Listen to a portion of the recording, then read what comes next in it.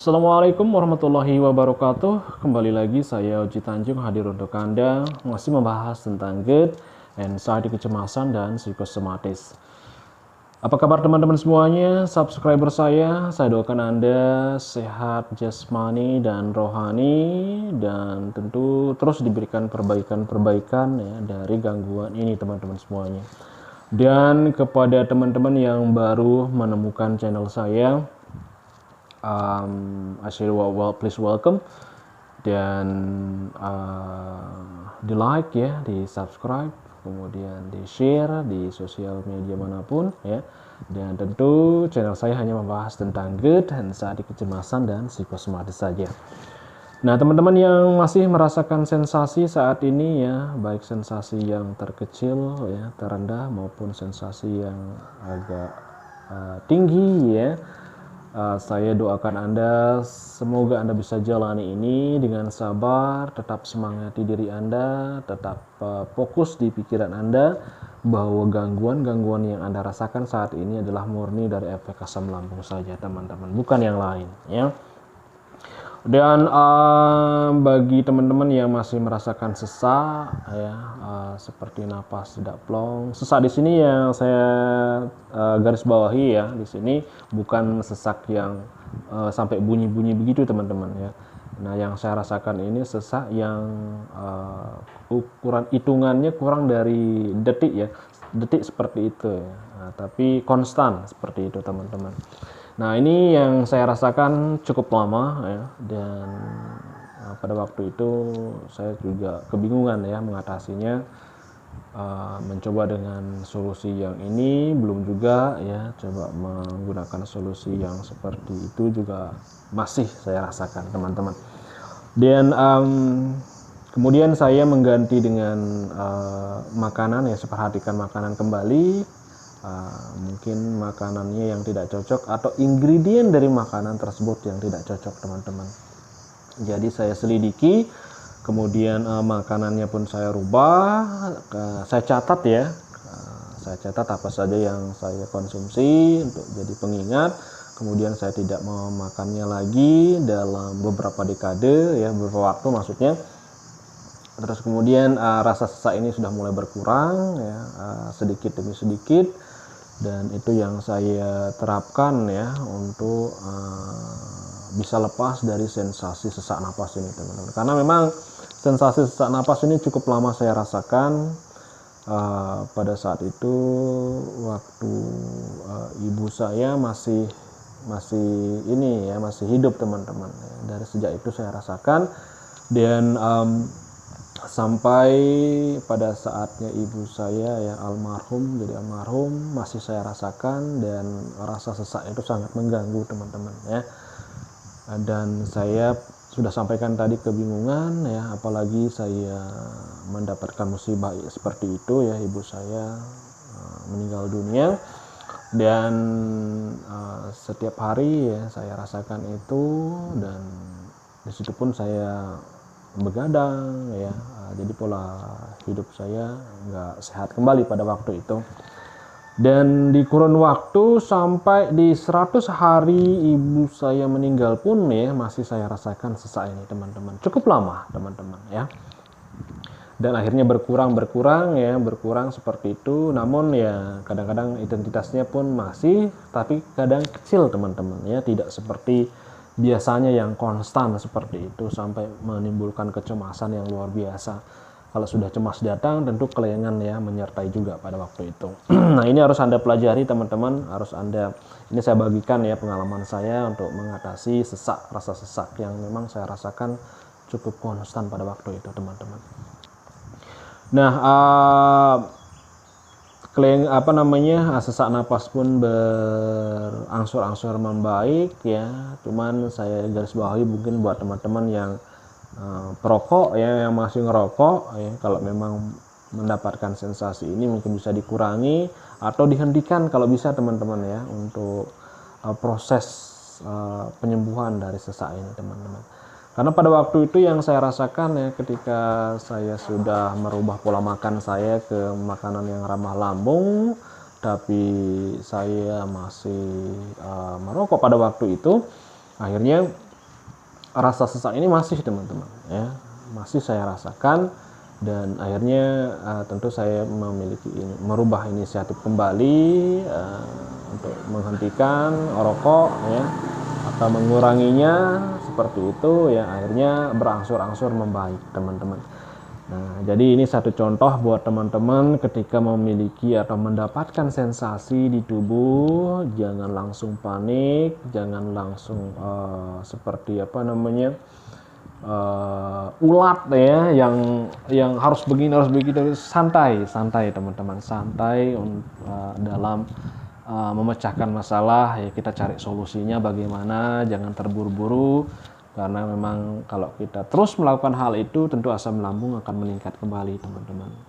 Jadi apa yang saya sampaikan di video-video saya yang sebelumnya ya, kita harus pelajari kebutuhan tubuh, kemudian solusi-solusi dan metode-metode yang Anda lakukan ya, bisa Anda terapkan semaksimal mungkin teman-teman. Dan terus terang saja ya, banyak dari beberapa teman-teman ya yang di luaran sana terperangkap ya dari informasi-informasi yang mereka dapat, akhirnya tertanam di bawah sadar bahwa tidak boleh melakukan ini, tidak boleh melakukan itu. Artinya Anda terkekang teman-teman ya, terkekang. Sudah begitu lambung Anda bermasalah ya, penyerapannya juga berkurang, kemudian informasi yang negatif pun masuk teman-teman. Itu ini yang saya dapatkan dulu teman-teman ya. Jangan sampai Anda terjerumus dari hal ini. Ketika Anda mengobati lambung ya, terus saja berjalan dengan pikiran positif bahwa lambung Anda tidak apa-apa ya. Terkadang juga saya dulu ya sampai BAB berdarah teman-teman ya, BAB berdarah, kemudian berpikir bahwa lambung ini luka teman-teman ya, bahwa berpikir darah ini dari lambung teman-teman. Saya berpikir seperti itu. Kacau memang kacau ya. Tentu pikirannya juga ikut jalan, memikirkan yang tidak-tidak, bakalan ini, bakalan itu ya, seperti itu. Tapi ya itu ya, saya berusaha untuk menenangkan diri ya, kemudian menghindari makanan-makanan yang memang pemicu ya. Akhirnya berjalan beberapa hari ya, BAB berdarahnya akan hilang sendiri teman-teman ya. Dan itu memang kita harus memakai sedikit sayur dulu ya, banyakin sayur lah dulu ya, ukurannya kalau di perbandingannya antara 40-60% teman-teman ya, sehingga serat juga bisa membantu untuk proses pelumasan ya, dari BAB biar nggak keras ya. Tapi kembali lagi saya tekankan ya di sini bahwa ketika kita terlalu banyak mengkonsumsi serat, ini akan mengakibatkan gas di lambung. Ini harus diperhatikan teman-teman. Jadi untuk sayur-sayurannya diperhatikan, jangan mengkonsumsi sayuran yang bergas tinggi ya. Intinya perhatikan itu. Kalau memang masih dibutuhkan untuk BAB-nya biar apa namanya, BAB-nya tidak keras ya, lakukan itu untuk sementara waktu teman-teman ya. Dan jujur saja ya, tentu untuk BAB berdarah bukan dari lambung, melainkan dari anus yang bermasalah ya, ada tergores sedikit seperti itu. Dan karena kita tahu bahwa kita ini yang penderita GERD, anxiety asam lambung dan psikosomatis ini, bentuk BAB-nya itu kecil teman-teman ya. Maaf saya bahas ini teman-teman ya, karena sebagai pencerahan teman-teman ya, saya harus sampaikan ini, harus terbuka. Ketika BAB kita itu kecil ya, akhirnya lubang anus pun merapat sendiri teman-teman ya, tidak pernah ditemukan oleh sesuatu yang keras ya, jadi dia ikut mengecil teman-teman. Nah, ketika nanti ada makanan yang sempat diolah oleh lambung itu bagus ya, tentu nanti BAB-nya sudah mulai mengeras ya, BAB mengeras, akhirnya ketemu sama anus yang memang sempit, akhirnya terjadilah bentrokan lah, seperti itu modelnya ya. Akhirnya anusnya berdarah teman-teman. Jadi jangan dikhawatirkan itu, dan BAB berdarahnya pun akan berhenti sejalan ya tentunya dengan kefleksibelan dari anus itu sendiri, teman-teman. Kalau saya dulu ya, yang solusi yang saya lakukan ya memang saya sediakan. Pada waktu saya sediakan PCO yang memang saya buat sendiri, teman-teman. PCO banyak ya tutorial di YouTube untuk pembuatan PCO murni. Silakan mungkin Anda bisa lihat di sana. Terus kemudian itu saya pakai ya, memang si reaksinya agak panas, teman-teman ya. Nggak nyaman lah pokoknya seperti itu.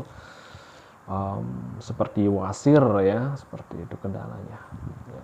Tapi lambat laun, tapi yang terakhir ini ya, yang terakhir yang sensasi yang saya rasakan seperti itu begitu, teman-teman ya, saya sampai kewalahan ya, nggak nyaman banget, teman-teman. Terakhir ya, lumayan lama sih, cuman yang ini yang terakhir yang saya rasakan pada waktu itu ya. Dan tentu harus menunggu waktu beberapa hari, sekitar ya 1 minggu ya, 1 minggu lebih, akhirnya normal kembali ya, seperti itulah, teman-teman.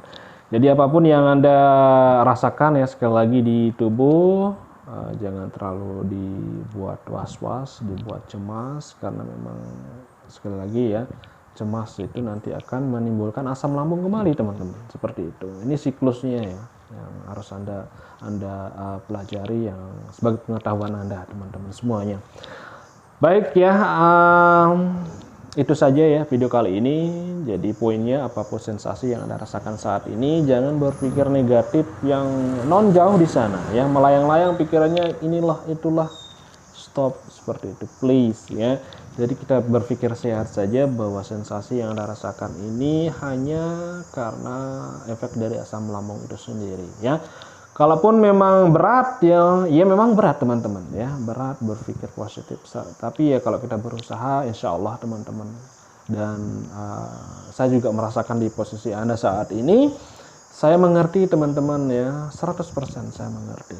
Dan inilah gunanya, fungsinya saya di sini hadir untuk Anda, hadir untuk memberikan Anda support, dukungan ya. Jangan sampai berpikir hal yang tabu. Jadi inilah itu sudah cukup lah ya. Anda sehat, teman-teman, percayalah itu. Tinggal Anda menyusun kembali apa yang harus Anda lakukan ya, seperti itu. Jangan sampai yang negatif-negatif yang harus Anda pikirkan di luar sana. Jadi pikirannya sampai jauh sekali berpikir bahwa ini akan terjadi seperti ini, akan terjadi seperti itu. Insya Allah, teman-teman, tidak akan terjadi. Dan selama saya mengalami good anxiety, kecemasan ini, tidak pernah pingsan, teman-teman. Sensasinya, waduh, terasa seperti pingsan, tapi saya tidak pernah pingsan, teman-teman. Dan Anda juga kalau tidak percaya, silahkan searching di sosial media manapun yang grup anxiety.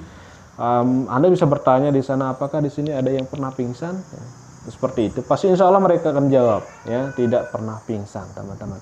Sekian dulu video kali ini ya. Ini motivasi untuk Anda. Salam tangguh, salam sehat semuanya. Semangati diri Anda, berpikir positif. Insya Allah perbaikan terus akan Anda dapatkan, teman-teman, selama pikiran Anda jernih, teman-temanku semuanya.